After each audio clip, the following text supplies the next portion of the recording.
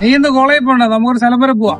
ഞാൻ വരത്തില്ല, എന്റെ ഉമ്മ ഇക്കായി ഉടനെ എന്നെ കൊല്ലും. എന്നെ വിശ്വാസം ഉണ്ടെങ്കിൽ മാത്രം വന്നാ മതി. പിണം കണ്ട ഞാൻ വരാം. നോക്കി പോണേ മോളെ. ഞാൻ ആദ്യമായിട്ടല്ലല്ലോ പോകുന്നത്, ഉമ്മ എന്തിനാ എത്ര പേടിക്കുന്ന?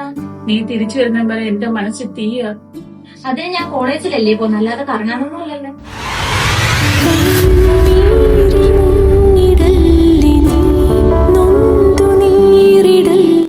എന്തോന്നായി വരിച്ചു കേൾക്കുന്ന? ഇതിന് നല്ല ടേസ്റ്റാ. ഇതിന്റെ ടേസ്റ്റ് അറിയണേ നീ ഒന്ന് രുചിച്ചു നോക്കും. എനിക്ക് വേണ്ട. വേണ്ടെന്നോ? നിന്നെ കൊണ്ട് വലിപ്പിച്ചിട്ടേ ഞാൻ വിടത്തോളൂ.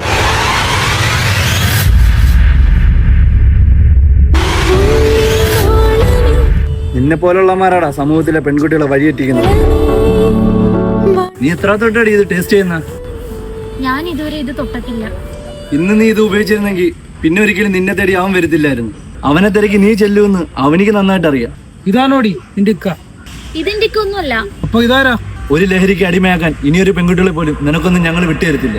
അത് പറയാ നീ ആരാടാ? ഞങ്ങളെ കുഞ്ഞനിയത്തിമാരെയും കുഞ്ഞനിയന്മാരെയും സംരക്ഷിക്കാന്ന് വാക്കുകൊടുത്തിറങ്ങിയ ഓപ്പറേഷൻ തുഫാനാണ് ഞങ്ങൾ.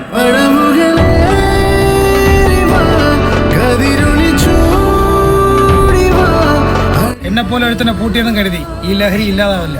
എന്റെ പിറകെ ലക്ഷ്യങ്ങളുണ്ട്. അവനെ നിനക്കൊന്നും ഒന്നും ചെയ്യാൻ പറ്റത്തില്ല. ഈ കേരള ജനതയ്ക്ക് വേണ്ടി നിന്റെ അടിവേര് പിഴുതെറിയും വരെ ഞങ്ങൾ ജീവൻ കൊടുത്തും പോരാണ്. ഈ കുട്ടിയെ ഇവിടെ വീട്ടിൽ കൊണ്ടാക്കി.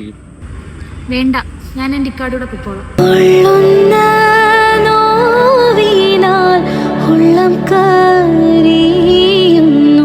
താമസമുണ്ട്.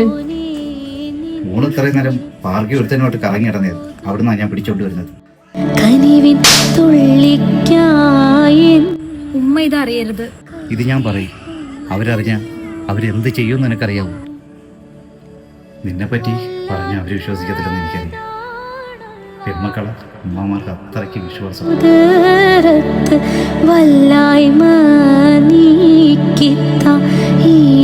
അടിയോടെ ലഹരി ശൃംഖല തകർത്തിട്ട് മാത്രമേ കേരള പോലീസ് പിൻവാങ്ങുകയുള്ളൂ എന്ന് തന്നെ പറയാൻ ഞാൻ ആഗ്രഹിക്കുന്നു. ലഹരി ഉപയോഗിക്കുന്നവരോട് സ്നേഹപൂർവ്വം പറയുകയാണ്, പ്ലീസ് നിർത്തിക്കൂ.